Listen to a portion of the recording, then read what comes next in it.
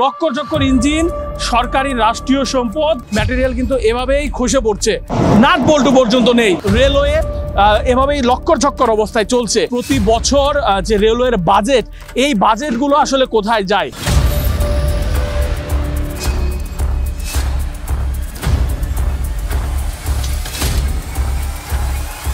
আমার পেছনে যে ট্রেনের ইঞ্জিনটি দেখতে পাচ্ছেন, এটি হচ্ছে 2501 সিরিজের ইঞ্জিন।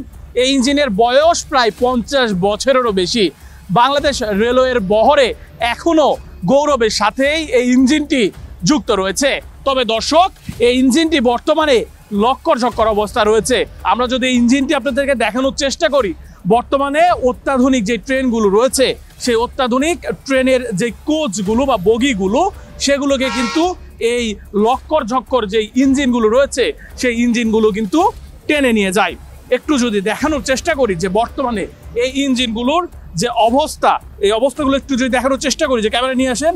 লক্কর চক্কর ইঞ্জিন, সরকারি রাষ্ট্রীয় সম্পদ, এভাবেই যে লোহাগুলো রয়েছে, সেই লোহাগুলো কিন্তু এভাবেই ট্রেনের যেই বডি বা ম্যাটেরিয়াল, পদ্মা সেতু, মেট্রো রেল এবং এলিভেটেড এক্সপ্রেসওয়ে নির্মাণের গর্বিত অংশীদার বসুন্ধরা সিমেন্ট। ম্যাটেরিয়াল কিন্তু এভাবেই খসে পড়ছে, এভাবেই এই রাষ্ট্রীয় সম্পদ কিন্তু নষ্ট হয়ে গিয়েছে। বা এই ট্রেনের আয়ুষ্কাল, যেটি অর্থনৈতিক আয়ুষ্কাল বলা হয়, এই ইঞ্জিনের যে অর্থনৈতিক আয়ুষ্কাল, এই ইঞ্জিনের অর্থনৈতিক আয়ুষ্কাল কিন্তু অনেক আগেই ফুরিয়েছে।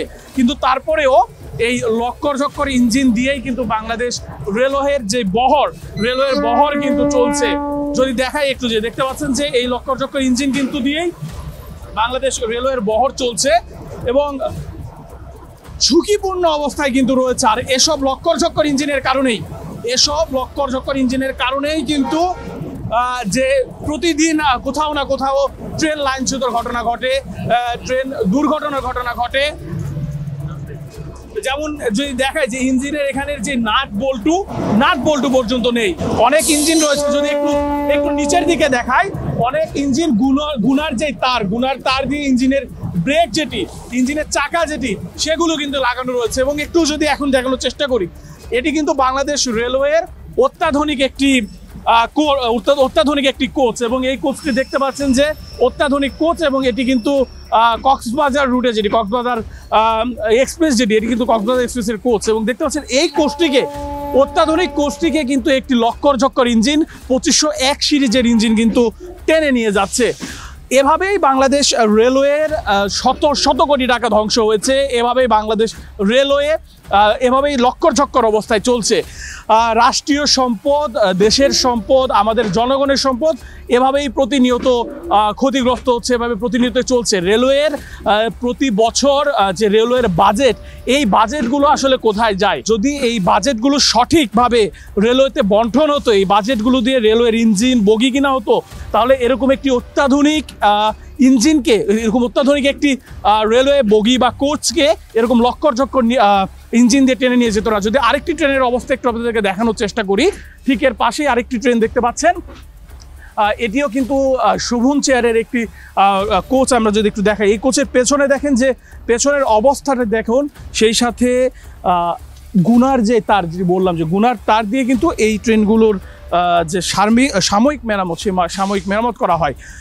দর্শক, রাষ্ট্রীয় এই সম্পদগুলো কিন্তু প্রতিনিয়ত রেলওয়ের পেছনে প্রতিনিয়ত কোটি কোটি টাকা, কয়েকশো কোটি টাকা ব্যয় করা হয় রেলওয়ের উন্নয়নের জন্য। তবে এভাবেই রেলওয়ের যে অত্যাধুনিক কোচগুলো, অত্যাধুনিক ইঞ্জিনগুলো নিয়ে আসা হয়েছে, সেগুলো প্রায় লক্কর চক্কর অবস্থায় রয়েছে। আর দেখতে পাচ্ছেন যে প্রায় 50 বছরের উপরের একটি ইঞ্জিন দিয়ে অত্যাধুনিক কোচ নিয়ে আসা হচ্ছে। এবং এ কারণেই প্রতিনিয়ত